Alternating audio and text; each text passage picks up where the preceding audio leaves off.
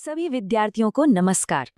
अच्छा, कभी ये सोचा है कि गणित यानी मैथमेटिक्स किसी रोलर कोस्टर के उतार चढ़ाव या किसी ग्रह के घूमने के रास्ते को कैसे बता पाता है?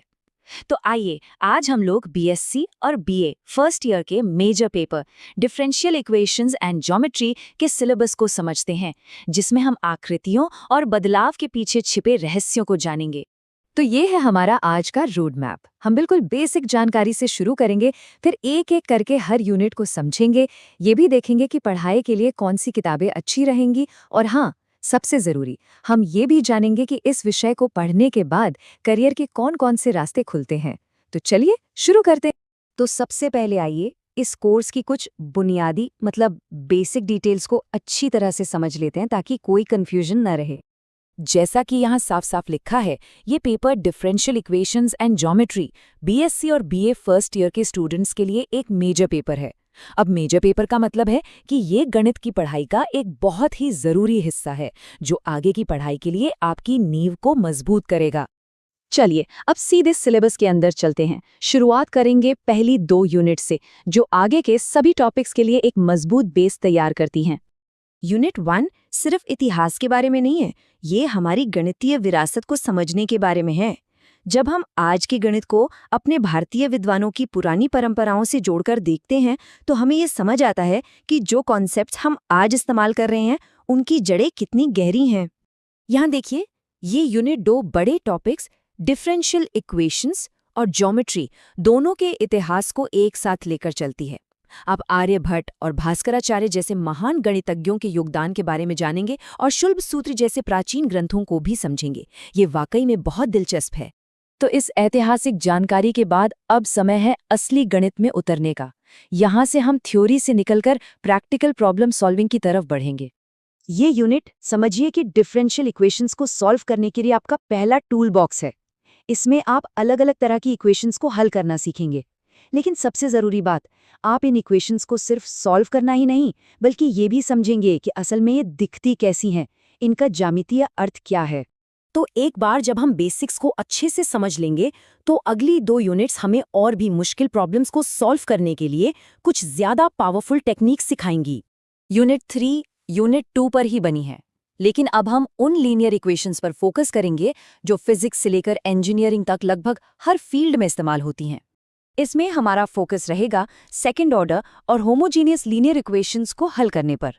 अब ये सुनने में थोड़ा टेक्निकल लग सकता है, पर सोचिए, किसी स्प्रिंग की मूवमेंट हो या किसी सर्किट में करंट का फ्लो, इन सभी को समझने के लिए यही मैथमेटिकल टूल्स इस्तेमाल होते हैं।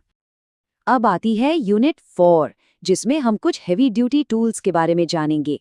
ये टेक्निक्स हमें ऐसे सिस्टम को हल करने में मदद करती हैं जहां कई इक्वेशंस एक दूसरे से जुड़ी होती हैं, ठीक वैसे ही जैसे असल दुनिया में होता है।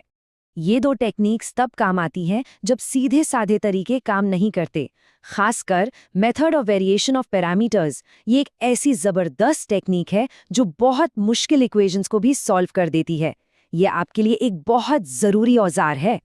तो अभी तक हमने बात की इक्वेशंस की, जो बदलाव को बताती हैं।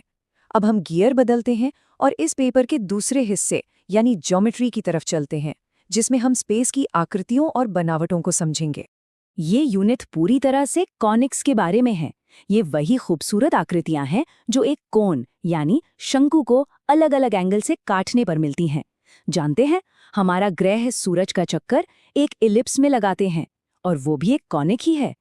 इसमें हम सर्कल, इलिप्स, पैराबोला जैसी कई आकृतियों के बारे में पढ़ेंगे। इस यूनिट में हम इन आकृतियों के पीछे छिपी इक्वेशंस को डीकोड करना सीखेंगे। ये देखना बड़ा कमाल का है कि कैसे एक अकेली सेकंड डिग्री की इक्वेशन इतनी सारी अलग अलग और सुंदर कर्व्स बना सकती हैं। यहाँ आपको असल में दिखेगा कि अलजेब्रा और ज्योमेट्री कैसे हाथ में हाथ डाल के चलते हैं। हमारी आखिरी यूनिट में हम 2D की दुनिया से एक कदम आगे बढ़कर 3D स्पेस में पहुंचेंगे। इसमें हम 2 बहुत ही बेसिक आकृतियों पर फोकस करेंगे, जिन्हें हम अपने आसपास रोज देखते हैं, कोन और सिलेंडर। तो इन आखिरी टॉपिक्स में हम इन दोनों 3D आकृतियों की इक्वेशंस और प्रॉपर्टीज को अच्छे से समझेंगे। हम सीखेंगे कि कैसे एक कोन या सिलेंडर को गणित की भाषा में सटीक रूप से डिस्क्राइब किया जाता है और उनकी सबसे ज़रूरी विशेषताओं को कैसे पहचाना जाता है। अब भाई इतना सब कुछ पढ़ने के लिए अच्छी किताबों का होना तो जरूरी है ना? तो चलिए देखते हैं कि सिलेबस में कौन कौन सी किताबें पढ़ने की सलाह दी गई है जो इस सफर में आपके साथी बनेंगी। ये किताबें आपकी प्राइमरी गाइड है। जैसे एमडी राय सिंघानिया की किताब डिफरेंशियल इक्वेशंस के लिए बहुत अच्छी मानी जाती है, क्योंकि इसमें ढेर सारे सॉल्व्ड एग्जाम्पल्स हैं। वहीं एसएल लोनी की किताब ज्योमेट्री के लिए एक क्लासिक है जो पीढ़ियों से चली आ रही है।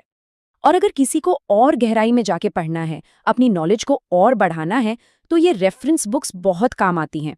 इनसे आपकी समझ और भी पक्की होगी और प्रॉब्लम सॉल्विंग स्किल्स भी बेहतर होंगी।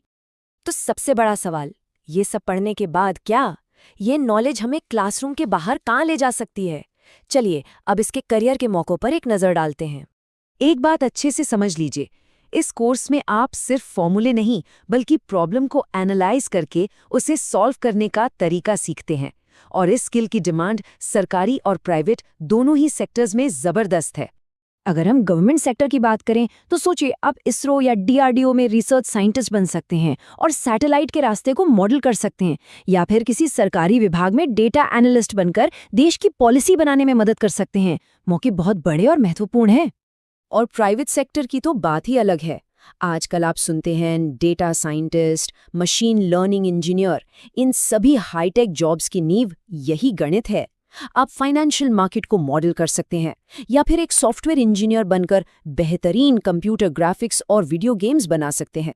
तो इस पूरे सिलेबस को समझने के बाद एक सवाल आपके लिए छोड़ जाता हूँ, आपको किस चीज़ में ज़्यादा मज़ा आने वाला है? इक्वेशंस की पावर को समझने में, या फिर ज्योमेट्री की खूबसूरती को एक्सप्लोर करने में? जवाब जो भी हो, बस याद रखिएगा कि ये सब्जेक्ट बहुत ही रोमांचक है और आपका इंटरेस्ट ही आपको आगे ले जाएगा। काव्यमाला चैनल को सब्सक्राइब करें और ऐसे और शैक्षणिक वीडियो देखें।